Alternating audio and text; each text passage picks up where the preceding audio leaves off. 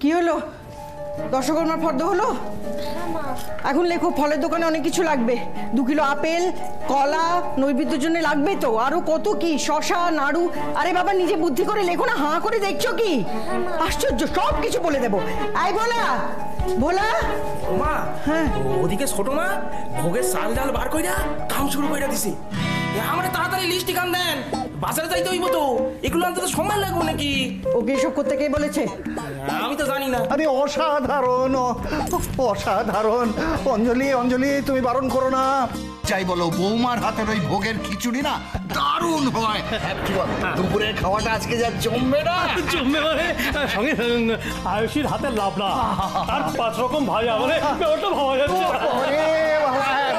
বলছি তো আমি। বৌদি, শোনো শোনো শোনো, ভালো কথা, তুমি লিখে দাও ফটাফট, হচ্ছে চাটনি চোখা, চাটনি ছাড়া একটু খাওয়া দাও। তুমি শোনো, পায়েস করতে হবে,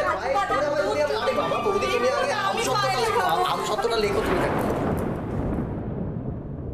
খুব ভালো, এইসবই করো। বাড়িতে পুজো হবে, ঠাকুর কি খাবেন তার এখনো ঠিক নেই কিছু। সবাই নিজে নিজে পেট পুজো নিয়ে ব্যস্ত। আশ্চর্য লাগে আমার। হ্যালো, আমি শুনতে পাচ্ছি না।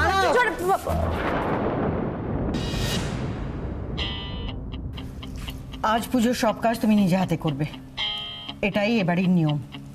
বাড়ির নতুন বউ পুজোর সব কাজ করে, পারবে তো?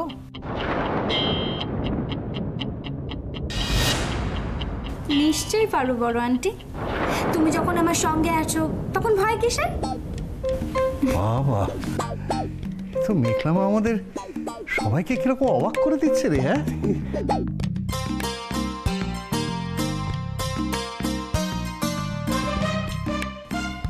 শোনো, স্নান করে একেবারে নেমো। গল্প অনেক হয়েছে, এবার তো কাজ শুরু করতে হবে। আপনি কিচ্ছু চিন্তা করবেন না মা, আমি মেঘলাকে একদম তৈরি করেই নিচে নামবো। কেন? ও কি নিজে তৈরি হতে পারে না নাকি? এই বাড়িতে আসার সময় তো দিব্যি সেজে গুজে এসেছিল। পুজোর সময় কেমন সাজতে হয় জানো তো? লাল পাড় সাদা শাড়ি পরে ঠাকুর ঘরে ঢুকবে। কি? লাল পাড় সাদা শাড়ি আমি? এ বাবা, এবার তো মনে হচ্ছে এরা কচি করে কেস খেয়ে গেল গো মেঘলা। এও স্ত্রীরা ওই পরেই পুজোটা করে।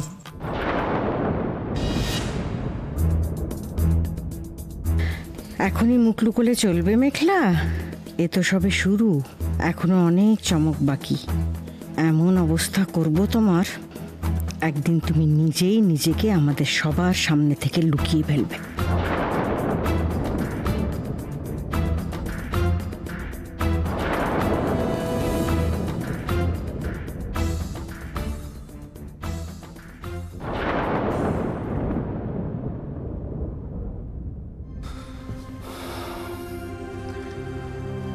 মেঘলা কেন যে মাকে এভাবে বিরক্ত করছে কে জানে।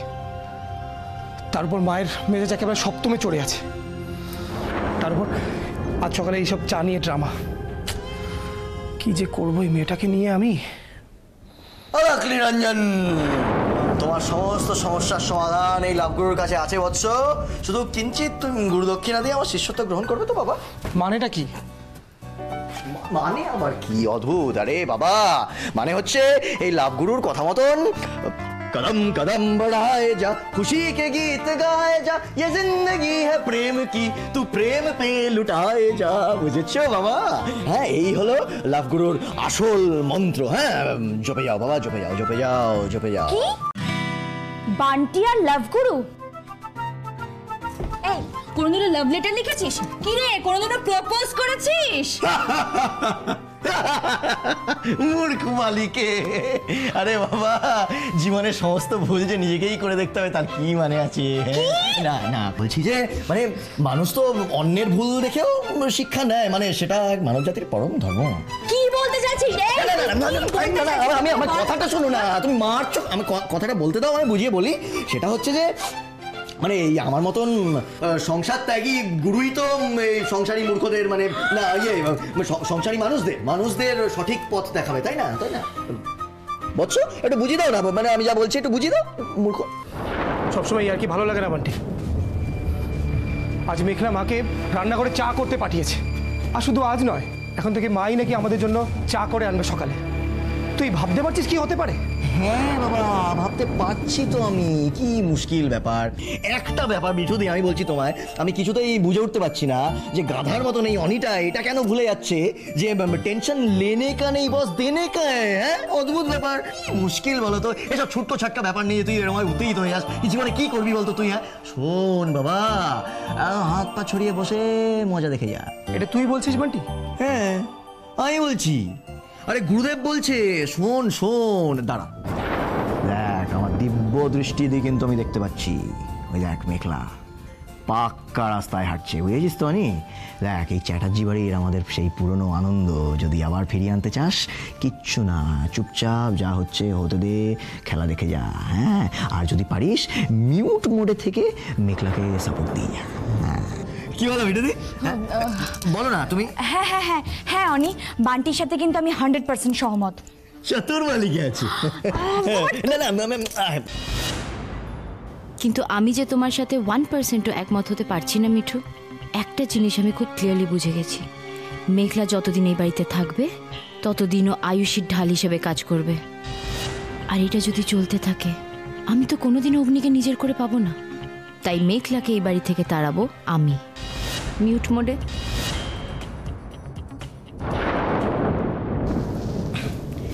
হ্যাঁ, আরে বলো, শুনছি।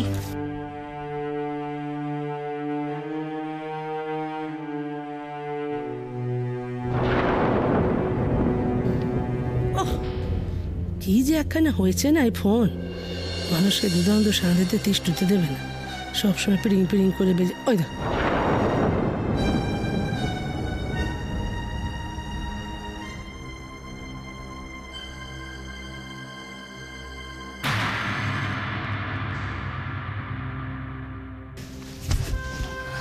হ্যাঁ, আমি হয়েছে, তুমি ফোনে বলো কথা। জল কাদার মধ্যে দাঁড়িয়ে রয়েছে, তার মধ্যে কানে ফোন, হাতে কাজ, হঠাৎ করে পড়লে কি হবে? হ্যাঁ হ্যাঁ, নিজের জন্য কোনো চিন্তা না হোক, নিজের ইয়েটার কথা একটা ইয়ে নেই একটা। যাও যাও, ওদিকে যাও, ওদিকে যাও, জল কাদা থেকে বাইরে যাও, যাও আবার কথা, যাও জল কাদা থেকে দূরে। এখানে যেন আমি একটা মানুষ নেই, যেন আমাকে কিছু বলা যায় না। মানুষ থাকবেই বা কেন? অভিমান হয়েছে, অভিমান হয়েছে, বয়ে গেছে আমার তাতে। অভিমান হয়েছে, তোর অভিমান হচ্ছে তো আমার কি? আমার ভারী বয়ে গেছে। মেয়ে অভিমান করে থাকলে তো আর মা অভিমান করে থাকতে পারে না, থাকা উচিত না। তোকে দেখার দায়িত্ব, আমাদের বংশধরকে দেখার দায়িত্ব আমার নয়? কথায় বলে, কুসন্তান যদি বা হয়, কুমাতা কদাপি নয়। যেভাবেই হোক বাবাকে সুস্থ করে ঘরে ফিরিয়ে আনতেই হবে, নাহলে সারা জীবন আমি আমার নিজের চোখে ছোট হয়ে থাকবো। আর তোরা তো এক একটা হীরের টুকরো রে মা, আমার এক একটা হীরের টুকরো। এখনই তো ঘাবড়ে যেও না ভাগনাবো। আরে বাবা, আমাদের এই মিছরির চুরিকে নিয়ে নাচছে সবাই, নাচতে দাও, কিন্তু দিদিকে দেখে কিছু শেখার চেষ্টা করো। আরে বাবা, দিদি তো নিজের ফাঁদে পড়ে নিজেই হুলো খেয়ে গেছে, এবার সেই হুলোটা ফেরত দেওয়ার জন্য স্কিম করছে। আন্টি মেঘলার সাথে কি করছে না করছে সেটা নিয়ে আমার কোনো ইন্টারেস্ট নেই। আরে খেলে যে এত উৎপাত করছো কেন তুমি, বলো দেখিনি? আরে বাবা, মিছরির চুরিকে নিয়ে নাচছে, নাচতে দাও। দুদিন পরেই দেখবে মিছরির চুরি আবার দাড়ি লঙ্কা হয়ে গেছে, লেজে আগুন জ্বলে গেছে তার, তখন সবাই এই বাড়িতে ঝালটা বুঝতে পারবে, বুঝতে পারবে। ততদিন আমি কি করব? চুপচাপ বসে থাকবো? আরে আপনি জানেন না এই বাড়িতে আমি কি করতে এসেছি? আরে বাবা, শুনে শুনে আমার কানের পাতা পচে গেছে। অগ্নির জন্য এসছে, অগ্নির জন্যে, তাই তো? তাই একটা কথা আমায় বলো দেখিনি মামনি, আমার সঙ্গে তুমি আছো কিনা? সে তো আছে। ব্যাস ব্যাস, ওতেই হবে। আমার প্রথম কাজ হলো ভাগ্নিকে তোমার কোলে বসানো, আর তারপর টাকা পয়সা মাইল করি আমার পকেটস্থ করা। কিন্তু তার আগে ফাঁকা করতে হবে এ বাড়ি থেকে ওই দুই বোনকে। হ্যাঁ কি? তোরা যেটা বললি সেটা যদি করতে পারিস, তাহলে যা চাইছিস তাই পাবি, আমি কথা দিচ্ছি।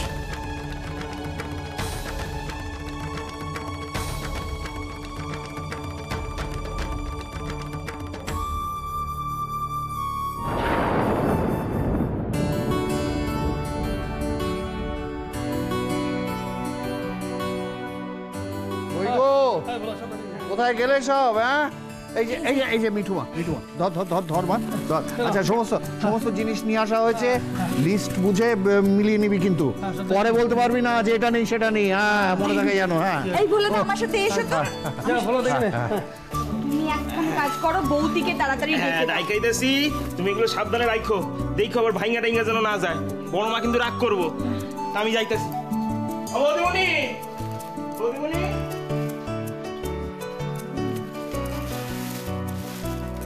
ও বৌদি দেখো না গো, মুরগি, ঘি, ফুল, ফল, বাবারে আমি তো শোনো না, এগুলো তুমি একটু লিস্ট দেখে মিলিয়ে নাও না প্লিজ। আমি সব লিস্ট থেকে মিলিয়ে নিচ্ছি।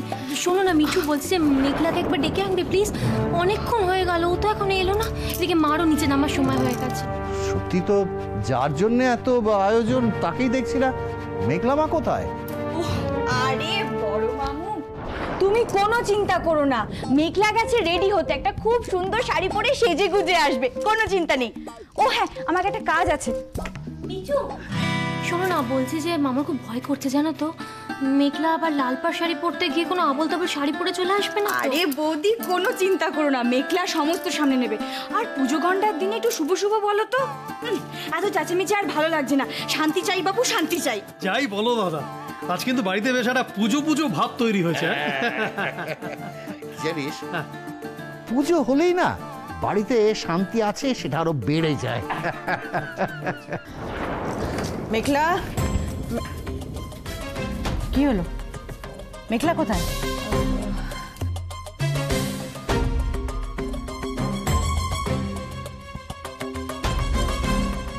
মেঘলা কোথায়? পুজোর সব আয়োজন তোমরা করছো কেন? মেঘলা কোথায়? মা মেঘলা আসছে, আমি এক্ষুনি ডেকে আনছি। থাক। মেঘলা, মেঘলা।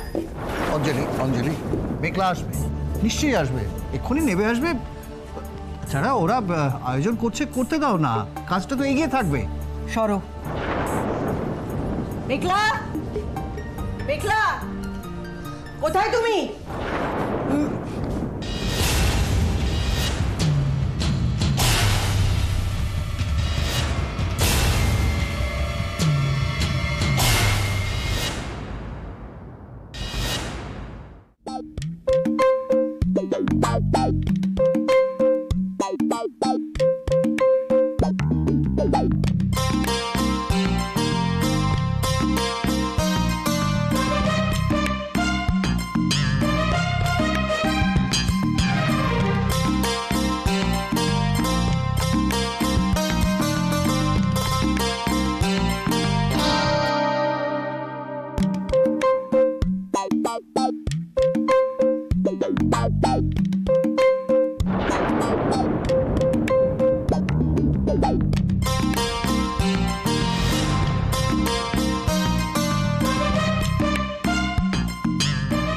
বড় আন্টি দেখো কেমন লাগছে আমাকে, শাড়িটা ঠিকঠাক পরেছি না?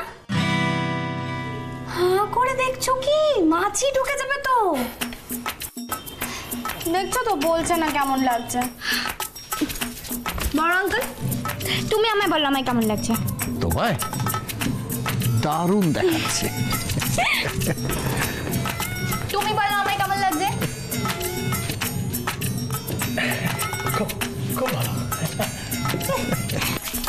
দেখেছো তো, সবাই বলছে, তুমি বলছো না। বলো কেমন লাগছে।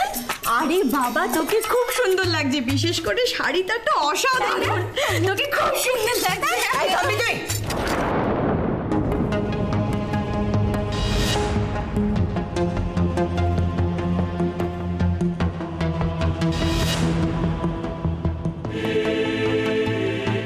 এই শাড়িটা তুমি পেলে কোথা থেকে?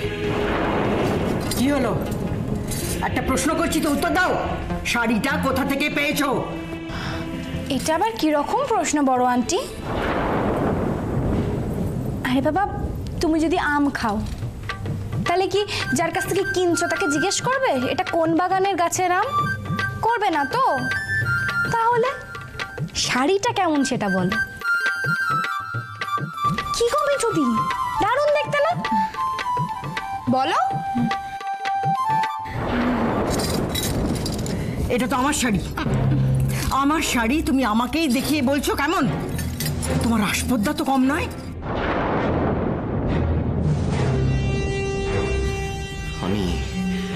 আমি মেঘলা তো যাতাকাণ্ড করেছে রে, সাটিয়ে কেস খাবে এবার।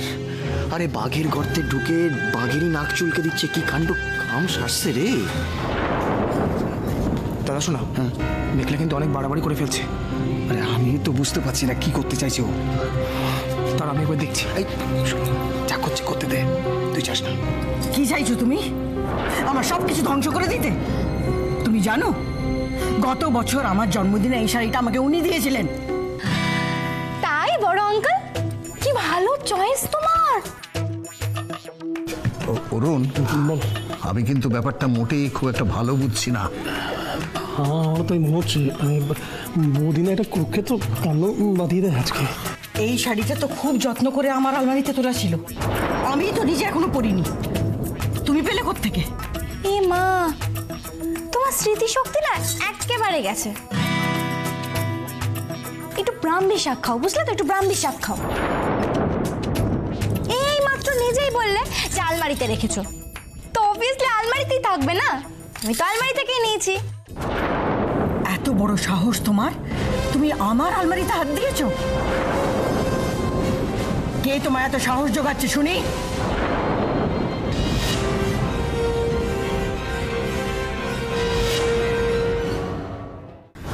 এমা, তুমি ওর দিকে দেখছো কেন? ও তো নিজেই একটা ভিতর টিম, ও আবার আমার সাহস জোগাবে কি করে? ও তো নিজেরই সাহস নেই। মেঘলা দি ভাই, কেমন তোকে চমকে দিলাম বল? দেখ, খালি আমায় ছোট ভাবা না, আমি একা একাই পুজোর সাজ সেজেছি। কি হচ্ছে কি মেঘলা? আমি বল, ভালো লাগছে কিনা? তুই এগুলো কেন করছিস? দেখ না। ও একা একাই এত?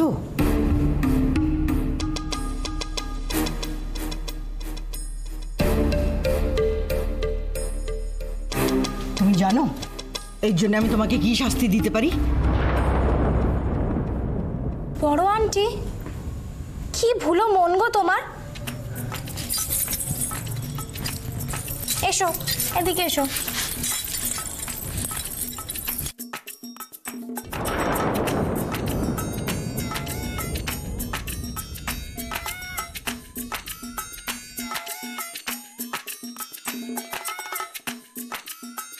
যখন তুমি স্নান করতে গেছিলে তখন তোমার ছেড়ে যাওয়া কাপড় থেকে তো আমি চাবিটা বার করে আলমারি খুলে তারপর এই শাড়িটা নিয়ে চাবিটা নিজের সঙ্গে নিয়ে চলে গিয়েছিলাম। তুমি এতক্ষণে টের পাওনি যে চাবিটা তোমার কাছে নেই? শোনা আন্টি, আমার গায়ে তুমি হাত দেবে না, ছবে না আমায়। তোমার সাহস তো কম নয়। না, এ আমি কিছুতেই মেনে নেব না। আন্টি আন্টি, এরকম ঘর বোঝাই লোকের সামনে এরকম ভাবে কেউ বলে? দেখো তুমি কিরকম রেগে মেগে কাই হয়ে গেছো। রাগ করলে কার কষ্ট হচ্ছে? তুমি তো নিজেই হাঁপাচ্ছ, কষ্ট পাচ্ছ। কুল আন্টি, এত রাগ করার মতো কিচ্ছু হয়নি। তোমার সাহস তো কম নয়। আমার অনুমতি ছাড়া আমার শাড়ি তুমি পরেছো আর বলছো কিচ্ছু হয়নি।